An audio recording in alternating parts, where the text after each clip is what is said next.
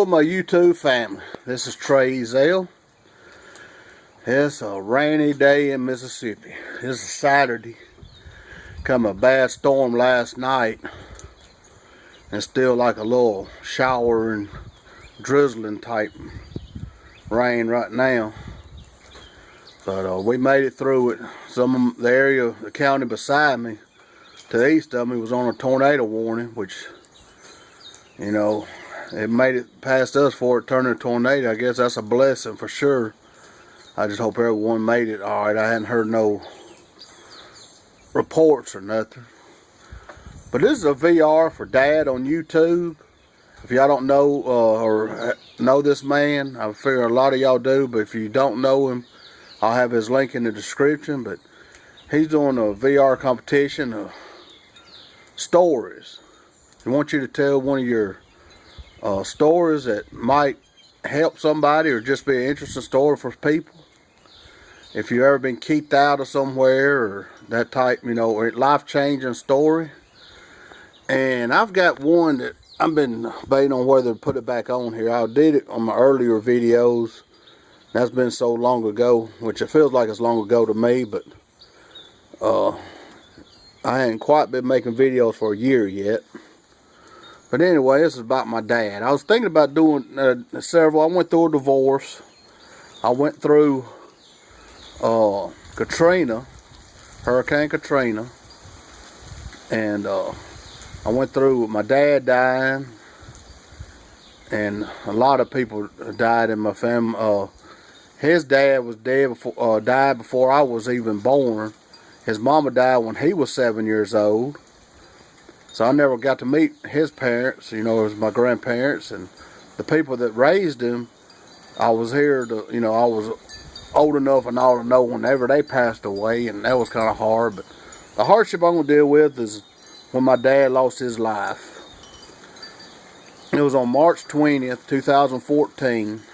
No, 2014. I was off that day, and he had asked me to come up and help him cut a limb out of a tree. And I say a limb, it probably was in 13, 14 inches in circumference, a limb. As big as some trees. Out of this old oak tree, it's about the size of that one. That's the remains of it. Or we got a couple things planted on top of it for the garden. But anyway, that's the circumference. I mean, that's how big the bottom of that tree was, but we was going to cut a limb out of it so we could fell the tree later on. And I got up there that morning, and Mama and one of her friends that ran to Jackson in her car to do some business, take to the doctor or something, I don't know. Anyway, when I got here, they said, well, he forgot and left his harness that he puts around when he's in a tree, because safety, you know, where he wouldn't fall out of the tree, in the back of Mama's car. So we waited till they got back, and it was about 4 o'clock when they got back that evening. So we I caught up, you know, he said, she's here, you ready to do it? And I said, you feel like doing it? He said, yeah. I said, all right, let's go. So we go up here, and, you know, I'm a big old fella, so I couldn't climb in the tree myself. So, and I mean, we already, you know, he always climbs up in the tree. So he climbs up in the tree, about 12 foot up in the tree with a ladder, and it had a fork in the, you know, it was like a 3-pronged fork in the tree. So he had plenty of room to stand. And I cranked the chainsaw, and he pulled it up with a rope. Trying to think, you know, safety, everything's going to be, we're going to do it like we always done it. We've done it for millions of times, it felt like. Felling trees and cutting limbs and all. Well, this one particular time, he was kind of frigid whenever he was getting ready to cut it. And I said, Daddy, you sure you want to do this? He said, yeah, we got it. I said, you sure? He said, yeah. So anyway, he started cutting the limb, and we noticed that it was going to hit that power line. I don't know if y'all will see that power line right there, going across right there. Afraid it might hit that power line. So he stopped what he was cutting and started cutting the other direction, which was downward direction. And in doing so, the limb was apparently so heavy and this was before all the leaves got on it, y'all. It was just a, leafless limb. I mean, it had a couple on there, but it wasn't full like they are now. And anyway, it split, come back and hit my daddy in his pelvis, right there at his artery. And of course, he had a harness on, so he was hung up in the tree. So I didn't know what to do. I was panicking. And my uncle and aunt was here with my mama, so they ran in and called 911, and I took off running to go get the tractor. Every time we've ever cut down a tree, we've hooked up a chain to either a truck or a tractor to keep this from happening. Now, this one time we didn't do this. It's something that really bothers me why. But they say that, everything happens.